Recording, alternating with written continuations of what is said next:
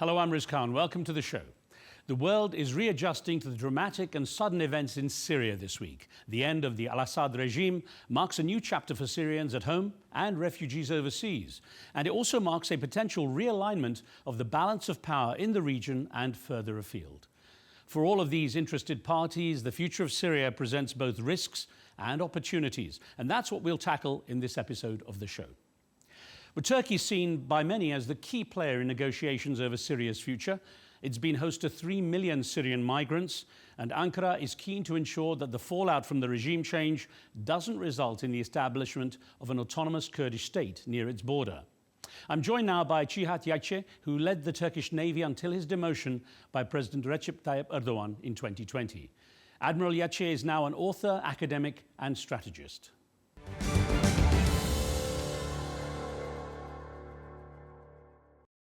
Admiral Yayci, it's good to have you on the show. Now, I've got to start by asking, what are Turkey's goals in Syria now that the Assad government has fallen? Yeah, I thank you very much for having me. And, mainly, basically, Turkey has 3 priorities with respect to my mind. The first is to cleanse Syria of the terrorists, especially PKK, YPG, and SDF. And the second is the return of the Syrian refugees to their country. And lastly, to give the Syrian Turks a status that will guarantee their political and cultural rights. These are the main 3 priorities. Now, Admiral, of course, it's recognized how important these developments are on Turkey's situation. And I wonder, what has been the impact of what's happened in Syria on President Erdogan's influence and status in the region? So President Erdogan is the head of the Turkish Republic, and Turkish Republic is the most stable, secure, democratic, and westernized state in the region. So, and the only state in that region which is a NATO member. So that's why Turkey is very important state in that region, for the region and also for the Western world and also for the NATO alliance. Admiral, there are some who suspect Turkey actively encouraged the opposition forces of the HTS along with the Syrian National Army in a limited military operation that would encourage President Al-Assad to agree to a peaceful settlement that could then lead to the return of 3 million refugees from Syria. But in fact, it went further than expected and led to accidental regime change. Now, the Turkish government has denied any involvement. What's your view on that?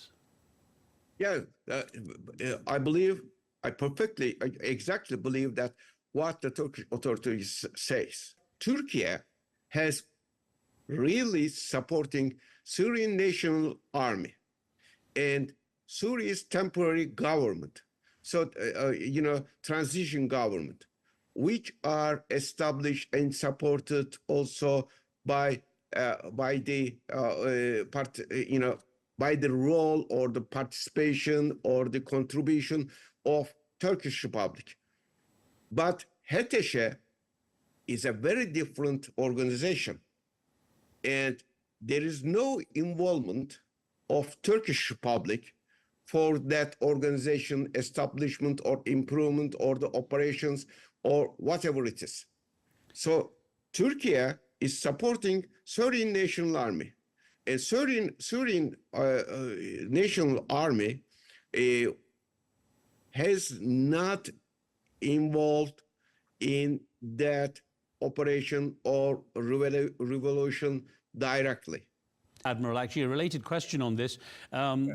Turkish-backed Syrian National Army forces have basically launched operations on territories held by the Kurdish-led Syrian Democratic Forces, which are backed by the US. And there have been reports that the Turkish Air Force conducting airstrikes in Syria's northeast. Is Turkey in the process of undertaking a major offensive? First of all, I said before that the first priority of Turkish Republic is to cleanse terrorist organizations, especially PKK, YPG, from the borders of Turkey and indeed from Syria. And this is a long-run struggle, and it is a determinative. There is a determination of Turkish Republic for struggling that terrorist organization. It is not a Kurdish-led organization. It is a terrorist-led organization. Terrorist organization. And Turkish struggle has not begun with this, revolution. This is a long-run struggle, and this is just a continuation of that struggle.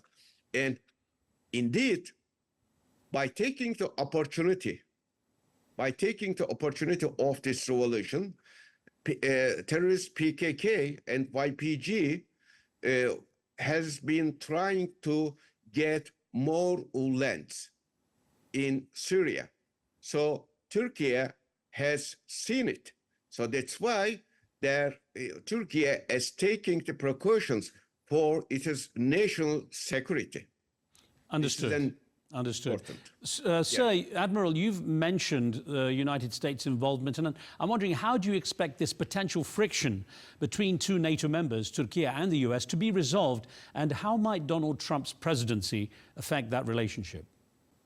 It doesn't, I think it doesn't matter who is the president of the United States, because United States is a state.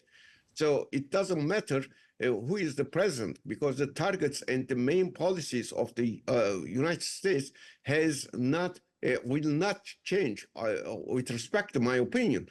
So there's slightly changes in their ways to obtain their targets. So that's why Trump had supported before Biden YPG, and also he also assigned a rank to the terrorist leader Mazlum Abdi as a general. So it doesn't matter who is the president of United States, and it doesn't. So Turkish struggle against terrorism will not change with respect to who is the president of the United States. But Admiral, you're both NATO members. That's really the heart of it. Yeah. So, for example, Al-Qaeda or ISIS, how come they are the threats to the United States? How come? But we accept that if a nation, if a member of NATO has perceiving an organization as a terrorist organization with respect to its national security and the national interests, so as an alliance member, we accept it as a terrorist organization. So that's why I do not understand while Turkey accepting terrorist United States perception towards the organizations as a terrorist organization, whatever it is, but United States is not accepting, which is directly threat to Turkish national security. Those organizations, so they are not accepting as a terrorist organization. This is a contradiction with their NATO alliance. Right. So Admiral, the divisions remain. Let me bring in one more factor here as we return to the look at Syria. Russian support for the Al-Assad administration was a point of concern. How will the fall of the regime affect Turkey's relationship with Russia? Oh, Russia, really, in reality, I do not believe that Russia has supported Assad regime. Russia took the advantage of the geopolitical position, geopolitical situation. And so Russia has behaved as an opportunist state. So Russia said that I'm gonna support you, but you have to give me some bases and some responsibilities in Syria.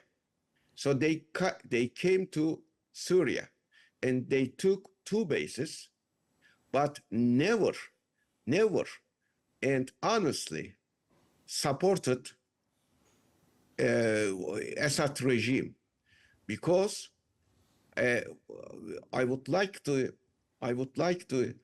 hint that Israel,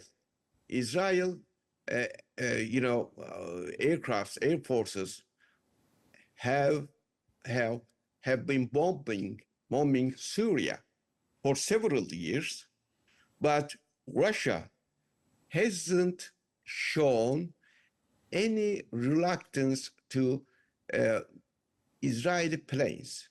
And also YPG, PKK, which is a terrorist organization supported by the United States and Israel, have occupied almost 1/3 of Syria.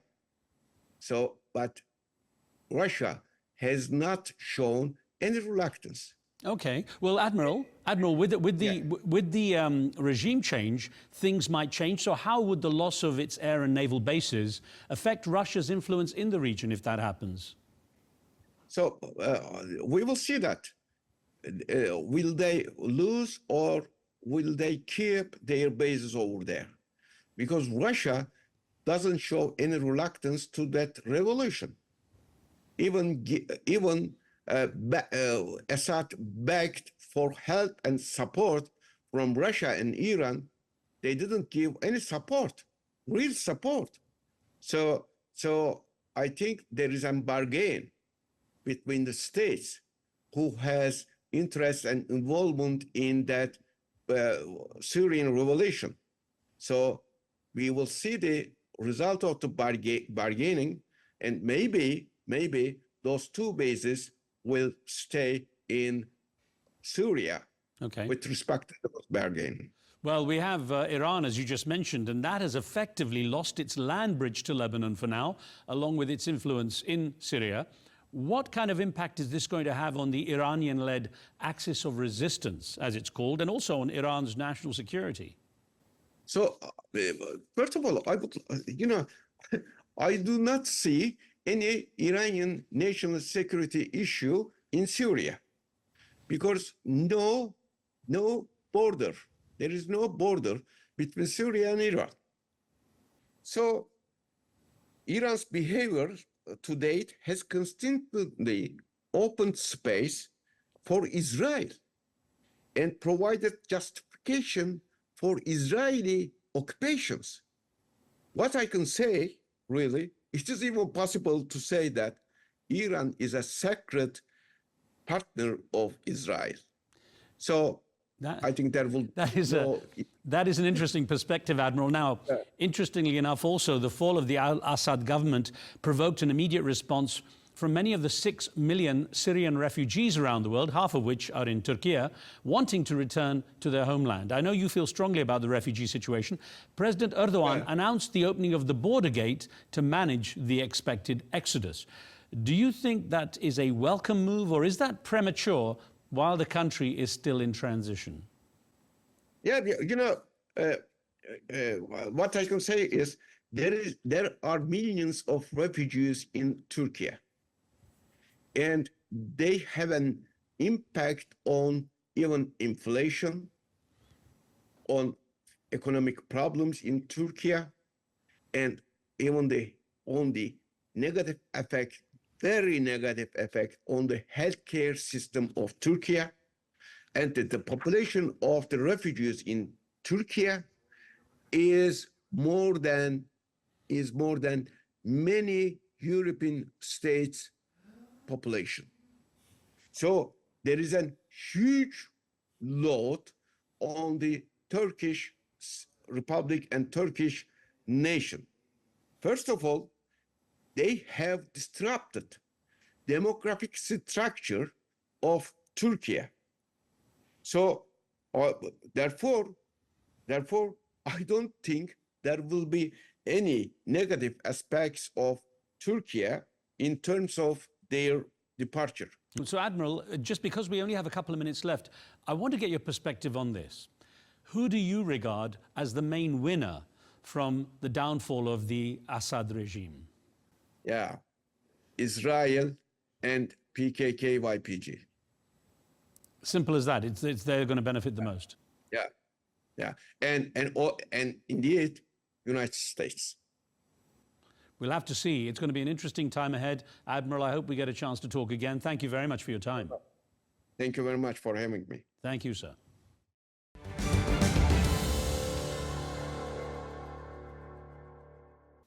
Israel has reacted quickly to events in Syria with more than 100 airstrikes against military targets in the country.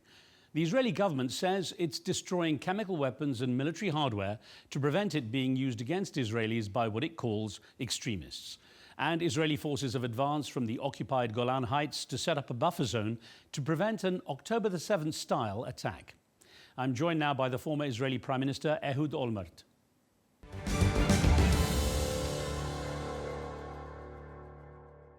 Ehud Olmert, thank you for joining the show, sir. Hello. Let me start by asking, what are the potential risks and opportunities for Israel from the events now taking place in Syria? Well, certainly the event in Syria is dramatic, is historically significant. After so many years, the house of Assad, which started with his father, has been removed and was rejected completely. It was a result of a lot of corruption, I think, and these are the after effects of what took place in the last decade in Syria. The fact that Bashar al-Assad was personally responsible for the killing of 500,000 of his own citizens is something that was not forgotten or was not forgiven. And finally, it took years, but when the challenge came, there was no army and no one that was ready to fight for him. And that has collapsed. And the assistance of some superpowers, including Russia and Iran, was not sufficient, and they actually lost their holding position in Syria, which is perhaps the most significant outcome at this point. The fact that Syria is now controlled by some, I have to say, unknown elements. We don't really know all of them. We know some, something about them, but I don't think that we know enough about them. What is the strength? What is the power base? What are their plans? What are they going to do? The one thing which is obvious is that the Syrian army, which used to be a very serious military power, that was a threat to Israel from the north, has disappeared. The power base that was close to Hezbollah in the Lebanon, which was their supplier and their supporter, has disappeared, which is, of course, a significant weakening of the threat of Hezbollah as well. And so in these two ways, I think for Israel, this is a positive development. However, it's too early to judge what are the long-range consequences of the takeover by fundamentalist, extremist military force, and what may be the possible ramifications. I think it's too early. We have to be very careful, and we have to make sure that they have no access to serious weapons that might cause serious damage. I will touch on some of those points in a moment, sir. But that's the question everyone is asking, what comes next? And is there any real reason to suspect that an anti-Israeli extremist group might now form a new government? Well, I think that that seems to be the most natural outcome.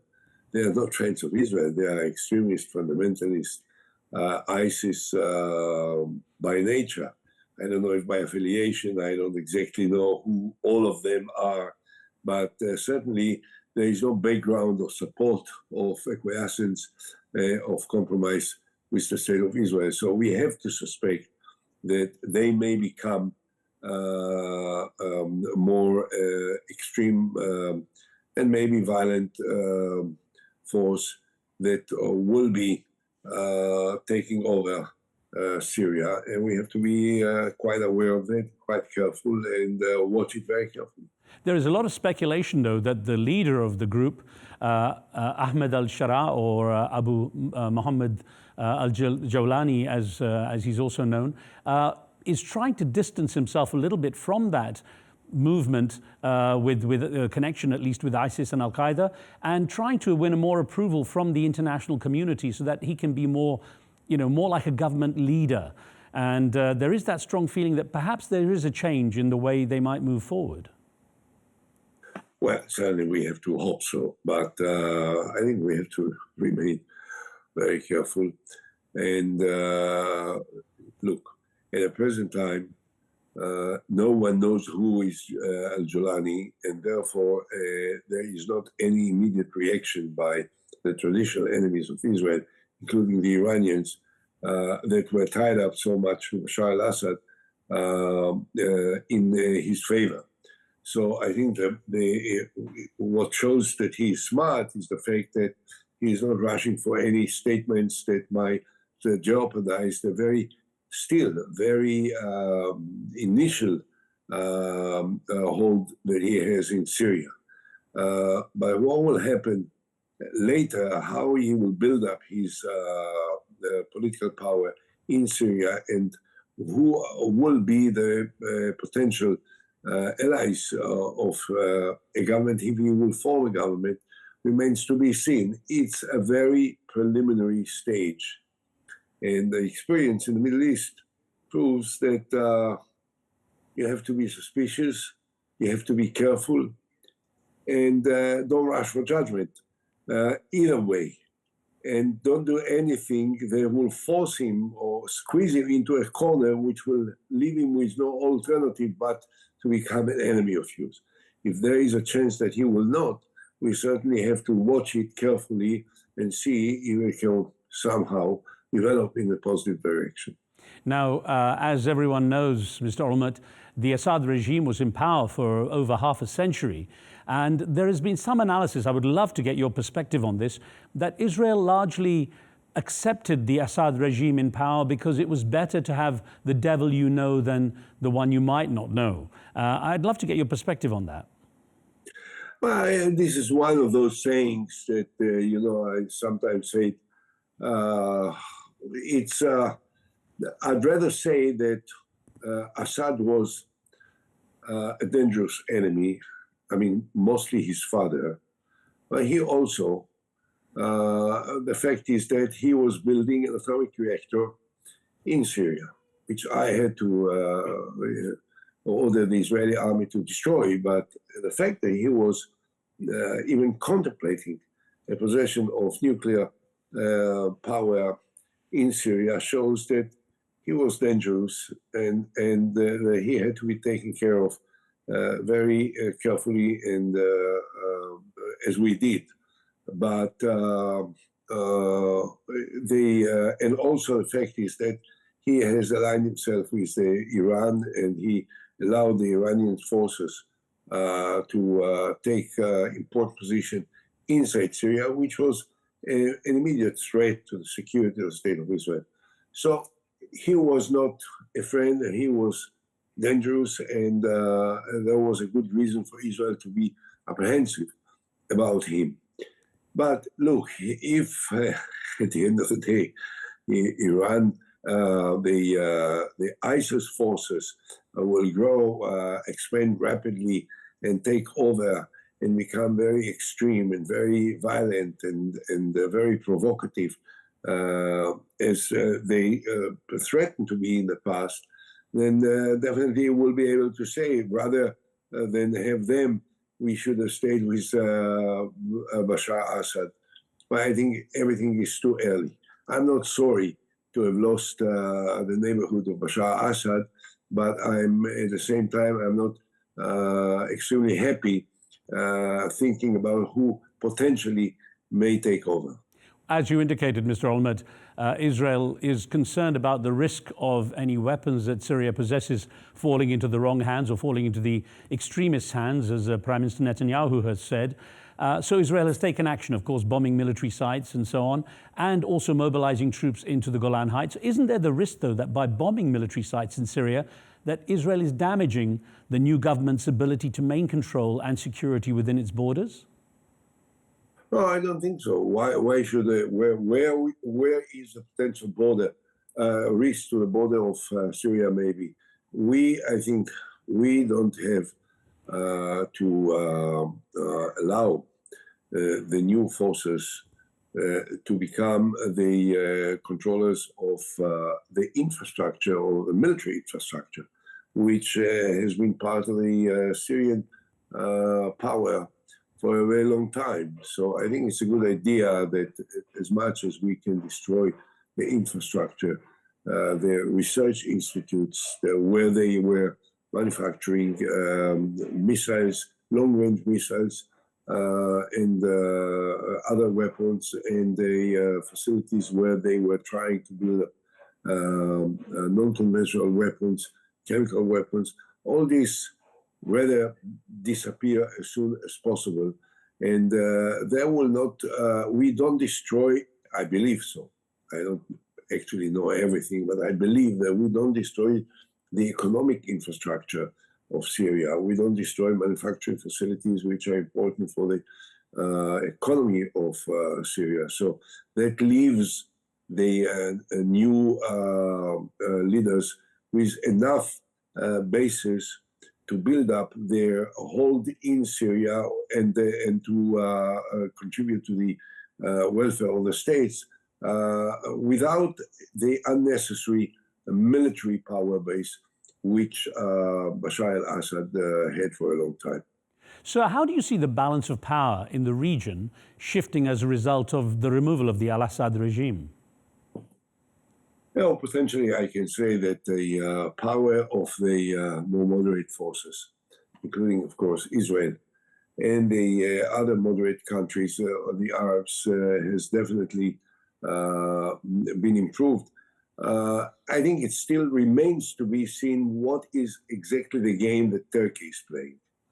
I must say, I don't know. On the one hand, one shouldn't forget that Turkey is part of NATO.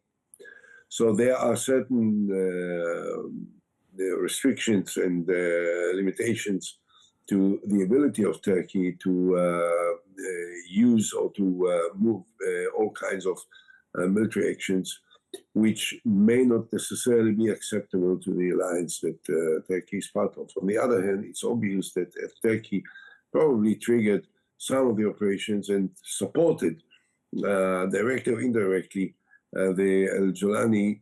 So it remains to be seen where is Turkey in this game. Turkey is, as far as Israel is concerned, of course, is a source of some concern. We have to look at it.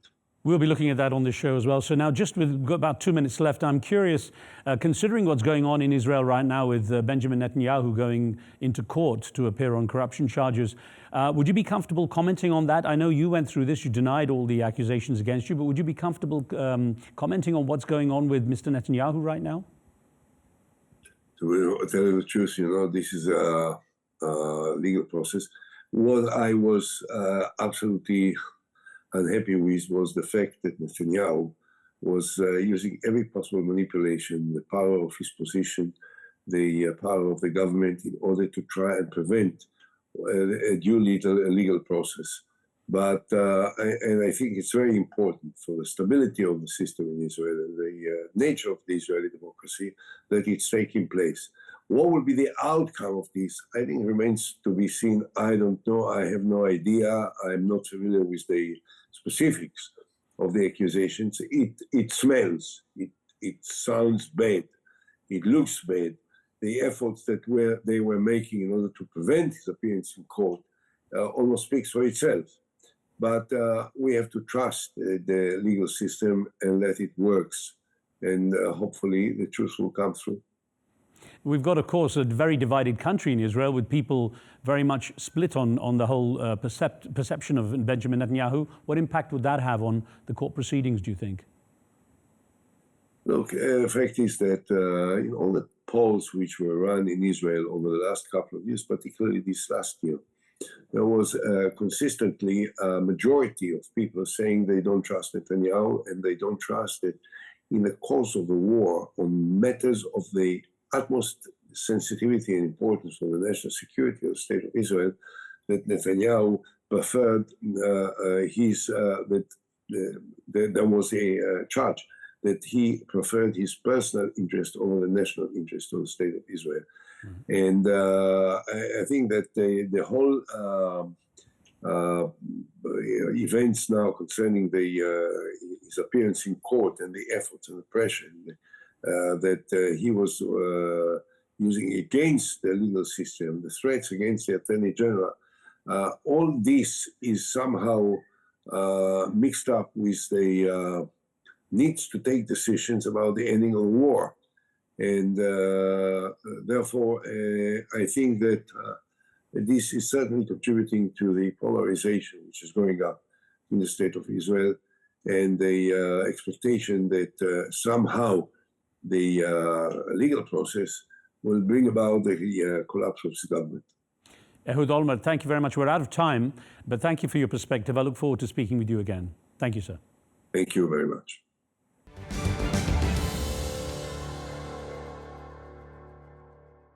Well, what should we expect to see from a new government in Syria?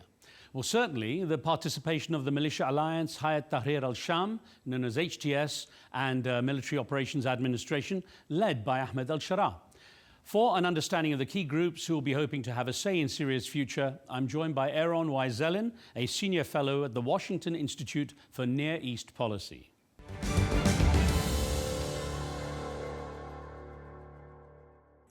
Aaron, thank you very much for joining the show. Let me start by asking, how would you sum up the risks and the opportunities presented by the fall of the Al-Assad government? I think there's a lot of potential trajectories that could go. We could also see different events occurring more in the western part of the country than, say, in the eastern part of the country. For now, at least in the east, we've seen that there's more fighting between the Syrian National Army backed by Turkey against the U.S.-backed Syrian Democratic Forces, and that could lead to potential destabilization. Important to remember that the Islamic State remains an insurgency in the east, as well as all the prisoners there. But in the western part of the country, in Damascus, we're seeing that HTS is already beginning to start its transitionary period in relation to meeting with former regime officials, handing it over to HTS's civilian government, the Salvation Government, and them announcing today that there will be a transition period now up until March 1st. And Aaron, it seems that HTS is looking to be a little more governmental in its nature. What should we know about that opposition group, HTS, and its leader, Ahmed al-Sharaa, also known as Abu Muhammad al-Jawlani, in the potential new administration roles? Yeah, so we have like a 7-year plus track record of now HTS governing through its civilian technocratic apparatus called the Syrian Salvation Government. Jawlani himself has had no official role within this government. So he's essentially like an unelected official that still makes the final decisions on many things. That being said, the Salvation Government has a series of ministries like any other government. It has the Majlis al-Shura, this consultative council. It's essentially, selected by a coterie of elite men within the society, and then they kind of decide on who the ministers are. And they've been governing like most any other governments, obviously with the certain limitations of not being an official government, recognized, as well as the fact that 3/4 of its population has been displaced people. So the UN has had a large role in assisting in the IDP camps. But one of the things that they have been doing is building up these institutions, learning from lessons of crises such as COVID-19 or the earthquake in February 2023. And we've seen that at least during the offensive, before they took Damascus, that they were starting to implement the same governance structures in Aleppo as well. And therefore, I imagine that we'll see them trying to carbon copy this now in Damascus and elsewhere in the country. I guess it should be noted, Aaron, that the group is considered a terrorist organization by the UN, Turkey, and many Western countries, many of whom have refugees wishing to return. Do you expect that status to change? I think that it depends on the particular country. I don't think that there will be straight across the board same answer to it. I think that of all the countries that it might happen quickest, it might be Turkey.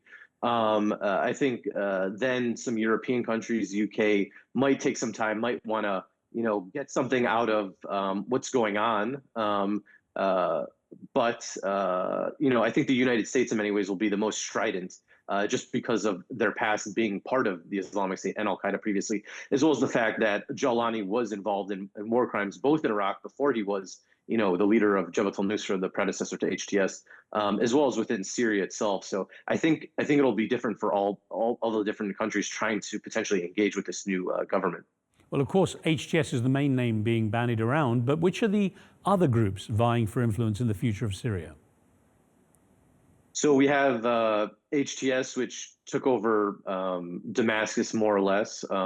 You have the remnants of the old insurgency in the south, though it seems that they more or less will be letting HTS play the role, since even though the southern offensive was the first ones to get to Damascus, HTS is now beginning the transition. But then you have the Turkish-backed SNA, which continues to fight the Kurdish-led Syrian Democratic Forces. But the thing with those two groups is that the SNA's main focus, because it is a Turkish proxy, is making sure that the Kurds are cut down to size more or less, and don't have any potential influence going forward. And then, of course, because they're a minority in the country, while the SDF has a role to play, they wouldn't be ones that would be necessarily controlling the country. The question is what kind of deal they might get with HTS and how that would be integrated into the broader country. And then there are also questions related to the remnants of the old regime and how that all factors in. Thus far, there's been a peaceful transition. One of the biggest questions is if there might be some extremist elements from the old regime and the Alawite community that decide that maybe they're not happy with any new arrangements and therefore start an insurgency of their own. But that is yet to bear out, but it's something to potentially watch for in the more medium term. We have an interesting situation in that Turkey and the US, both of which are NATO members, support different groups in Syria. How do you expect that to be resolved by the incoming President Donald Trump?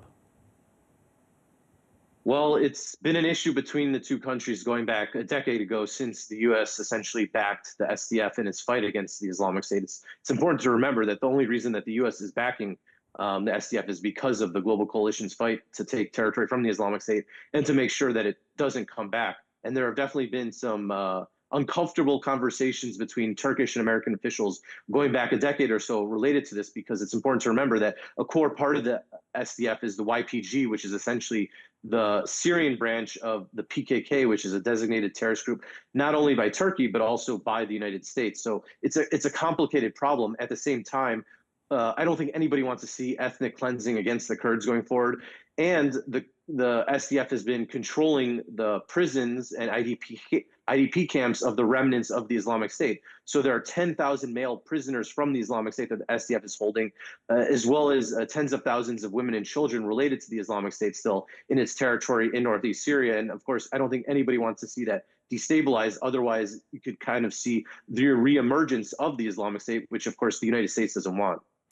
Israel has been conducting airstrikes to take out the chance of weapons being used against it by extreme anti-Israeli groups. Now, what actual danger is there of that possibility? I think in the near term, there's not a ton of danger related to it. It's more mitigating potential future risks. I think from a pragmatic level, HTS doesn't want to start a fight with Israel right now. Israel's kind of shown in the last year plus post the 10/7 attack in their response that it'd be a bit suicidal for HTS to start something right now. But I think Israel understands that given time from these past events, as well as space for HTS to potentially consolidate control, that maybe in 5 to 10 years it could be an issue, and therefore they're trying to get ahead of it. And because they have the freedom of movement now as a consequence of everything they've done over the last year or so, they're taking advantage of the situation to benefit their own security on the border. Aaron, how is the balance of power, or how is the balance of power likely to change now in the region with regard to Israel and Iran? Well, it's definitely been a big blow to Iran, not only in relation to Israel's response to the 10/7 attack and taking out a lot of Hamas's infrastructure, but also Hezbollah's infrastructure in Lebanon. And now with the falling of the Assad regime, this key cog between Tehran to Beirut has been stopped, and it will be a bit more difficult now for Iran to try and resupply and rebuild Hezbollah's capabilities in the aftermath of this alleged ceasefire between Israel and Hezbollah. And therefore, the two countries in the region, at least, that have benefited the most geopolitically speaking, are probably first Turkey, and then second, possibly Israel. Well, when we talk about balance of power, what about further afield, like Russia, for example? Yeah, in terms of Russia, I think it's one of the more complicated questions. I think that they're relatively pragmatic. We've seen them obviously engage with the Taliban since the fall of Kabul 3+ years ago. And in many ways, I think they might look at HTS as a similar model, and therefore a country that, or a new government that they could potentially work with if they're being pragmatic to retain their interests. They want to, of course, keep a warm water port in the Mediterranean to help with all of their operations in Africa, as well as potentially harassing Europeans as well. And therefore, one of the interesting things we saw in the lead up to the offensive against the regime was that HTS put out a number of statements following November 27th, essentially saying that, while we don't agree with you doing all these airstrikes against us in the offensive, our fight really is against the regime, Iran and its Shia militia, and that we could potentially have fruitful relationships going forward if you essentially ditch the regime. And of course, we will safeguard your consular services in Aleppo, as well as any diplomatic facilities in Damascus, as well as any remaining Russian citizens that have been living in Syria. So there's clearly been some potential back channeling going on between Russia and HTS and what that could mean going forward. And at least thus far, Russia's been able to maintain its ability to have its different bases on the coast in Syria and see how that potentially plays out vis-a-vis the development of these relationships. Well, certainly as far as the Al-Assad regime, it seems that Russia and Iran were quite absent in recent times. Yeah, I mean, part of it is that the regime really was hollowed out by a decade ago, and the Russians and Iran saved them. And yet, at the same time, over this past decade, we haven't really seen the regime build up stronger institutions, make reforms so that it would be more robust and more flexible. And in fact, it's become weaker in some ways, especially considering the fact that the economy has been torn to shreds because of the economic crisis next door in Lebanon, where Syria is using a lot of its banks to continue to try and be connected to the international system, and thus creating way more inflation in the country. And because of that, due to them not necessarily reforming internally, even though the Russians and Iranians backed the regime, there were a lot of arguments. And by the time of this offensive, and the fact that it happened so quickly, and the fact that maybe there wasn't enough time to pull off a counteroffensive, both decided that we're just going to pull the cord on this and try and regroup. Well, as happens in quite often in the region, factions are vying for power. So what are the chances of all these groups collaborating successfully to hold elections and rebuild Syria? I mean, it's one of the biggest questions going forward. I don't know if necessarily we'll see elections in the way that one might conceive of it in the Western context. Based off of what I know, and if past is precedent, HTS will conduct sort of internal elections amongst elite males for positions within its Majlis al-Shura, the consultative council. And then from there, a prime minister will be selected, and the prime minister will essentially decide on ministers, and the Majlis al-Shura will essentially stamp the ministers. So it wouldn't necessarily be a broad process where every Syrian would have a say in these elections, but it would likely be notables and key elites within the society that would be deciding it, at least if the model in Idlib is put upon the rest of the country. The biggest question is how scalable this model is to the rest of the country, whether they'll pivot more and become a bit more open in their system than it was in Idlib, and also how they might integrate other factions into it. And I think a lot of there's a greater chance for the potential that the SDF and HTS can cut a deal, since they aren't necessarily enemies with one another. It might be a bit more difficult with the Turkish-backed SNA, because they themselves have not been really governing directly, and also have not really been focused on building a country in the same way that both HTS and the SDF have been doing in their own spheres of influence. So that might be the toughest nut to crack related to it, especially since Turkey might want to use the SNA as a card to play for more influence in the new Syria. Well, Aaron, as a final thought, with all these factions involved inside and outside the country, how likely is the alternative scenario of another civil war in Syria? It's really hard to say. I can see a number of potential scenarios.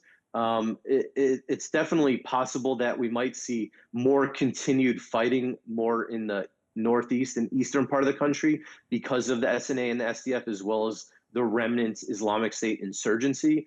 But I suspect that things will be relatively stable in more of the western part of the country where HTS controls. And the biggest question is how HTS can reconcile its new polity and its building up of it with the eastern part of the country.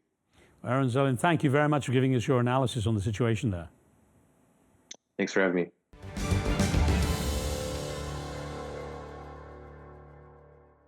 It's estimated that more than 700 journalists have been killed in Syria since 2011. So imagine you're a Syrian journalist in Damascus on the day opposition forces reach the capital and the president of a despised regime flees the country. Well, that's the situation my final guest found himself in this week. Danny Makki managed to work around power cuts and a curfew to describe the experience.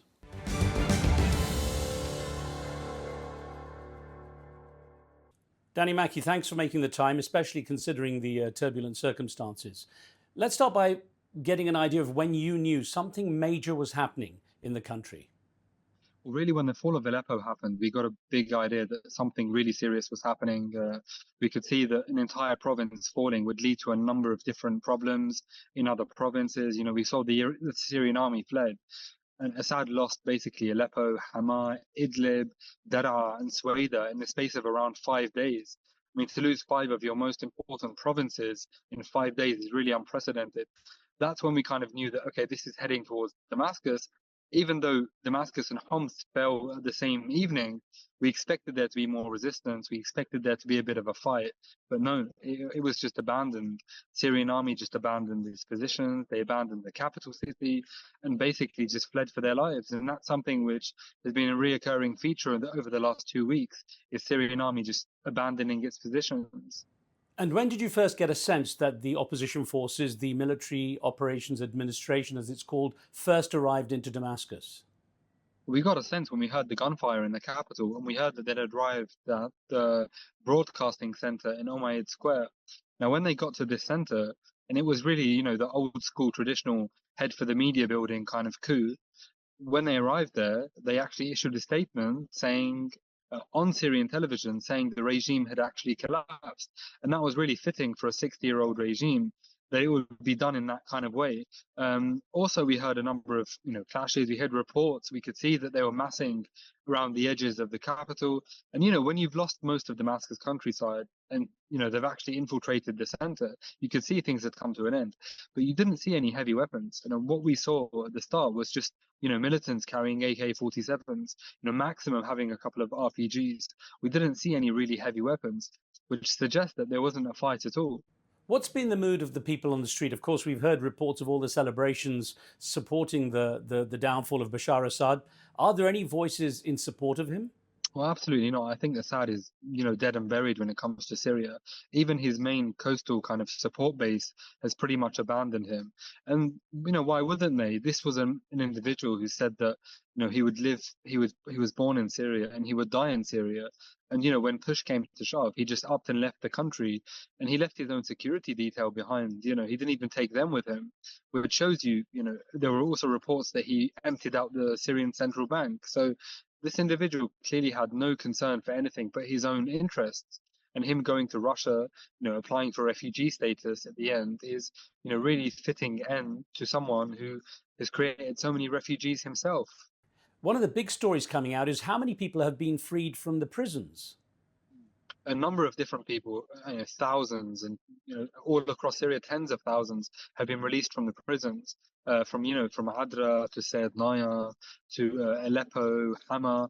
And many of these people really did nothing wrong, but maybe say a couple of words against the regime, maybe have some sort of, a couple of issues behind them.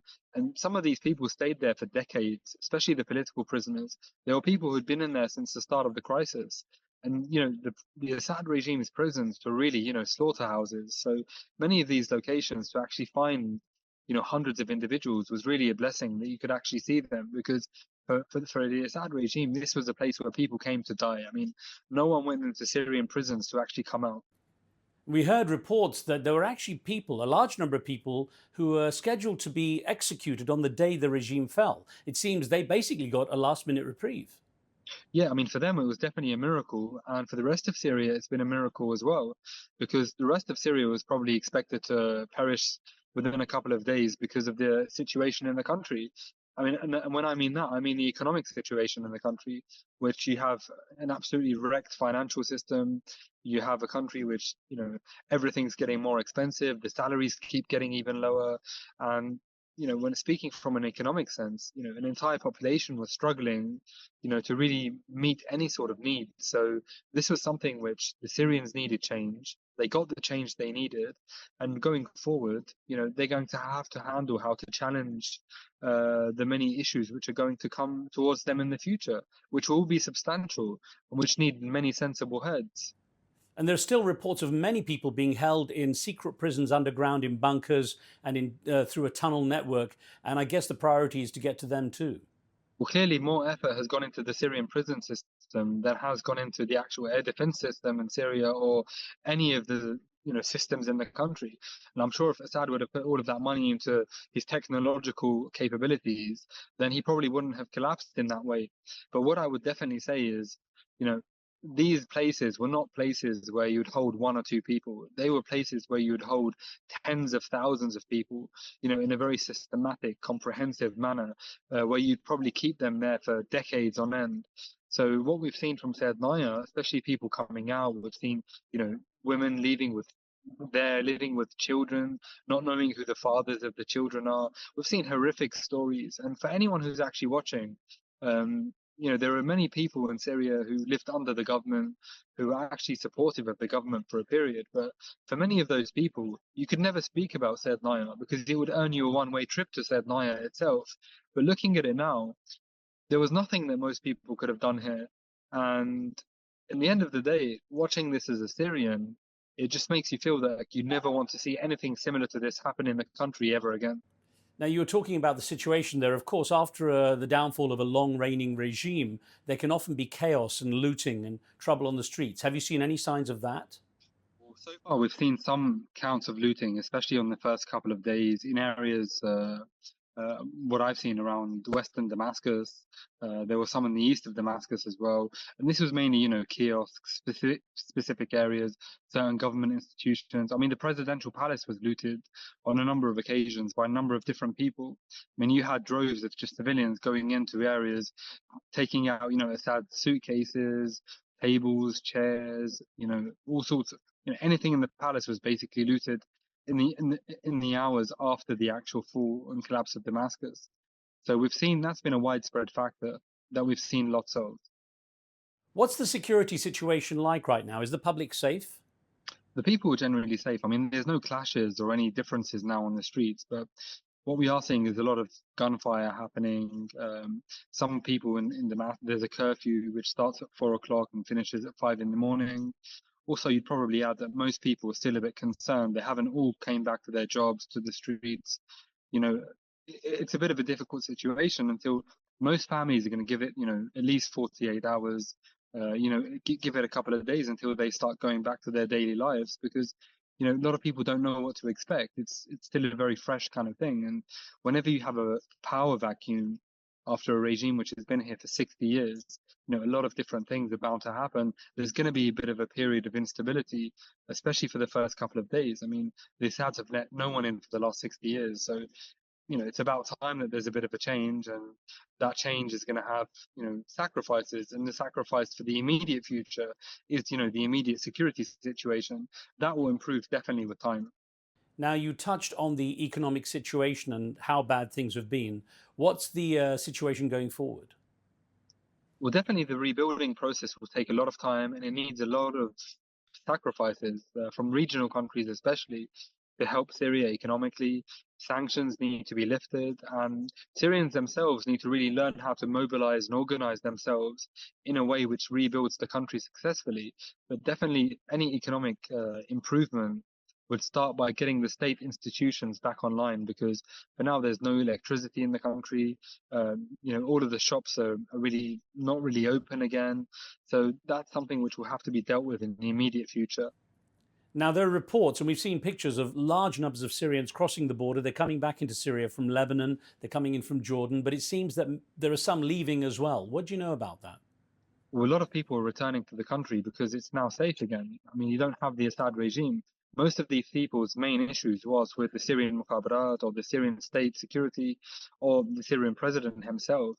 So a lot of these people can actually technically come back into Syria and go to Damascus and go to Aleppo and celebrate with their Syrian brothers and sisters that the country's been liberated. But what do they have to look forward to? Many of them are going to have to essentially rebuild their homes after decades outside the country. Well, they have to look forward to ultimately not being, persecuted, not being sent to jail, not being, arrested by the Mukhabarat as soon as they enter the country.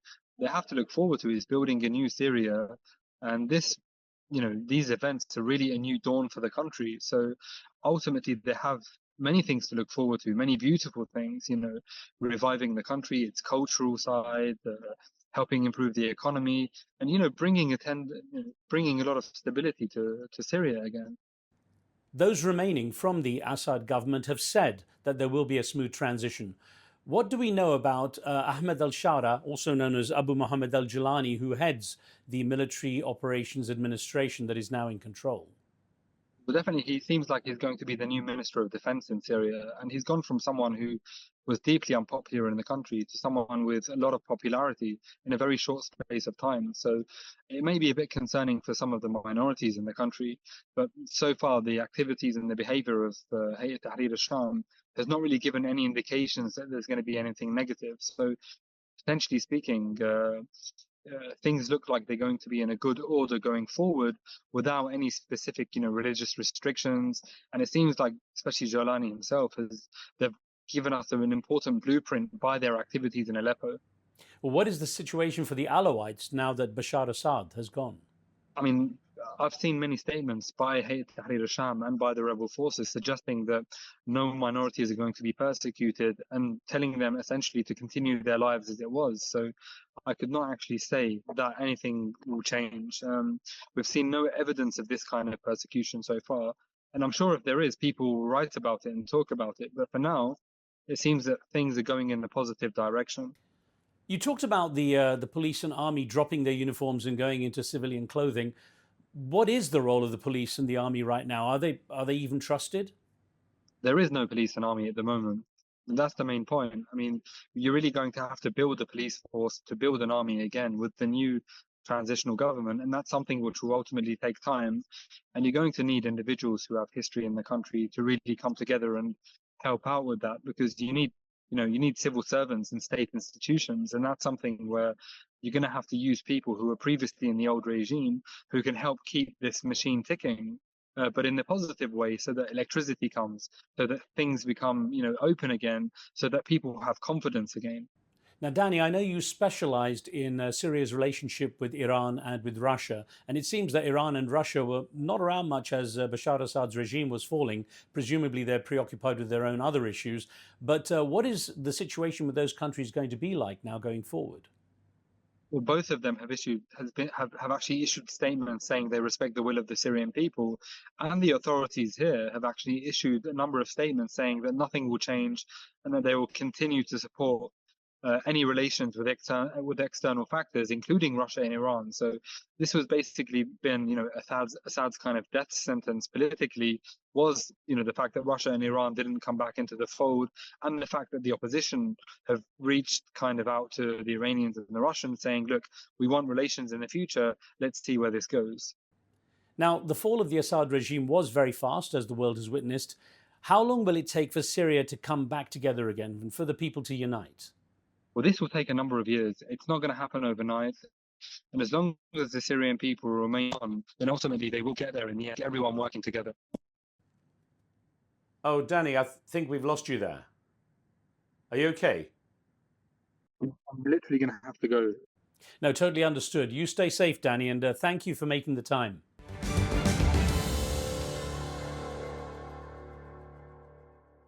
Well, it's a shame we had to cut short our conversation with Danny Makki, who's there in Damascus, witnessing and documenting firsthand the dramatic changes in Syria. But we'll no doubt have a chance to reconnect with him at some point as this story continues to develop. And that's it for this episode of the show. I'm Riz Khan. From me and the team, thanks for watching. We'll see you soon.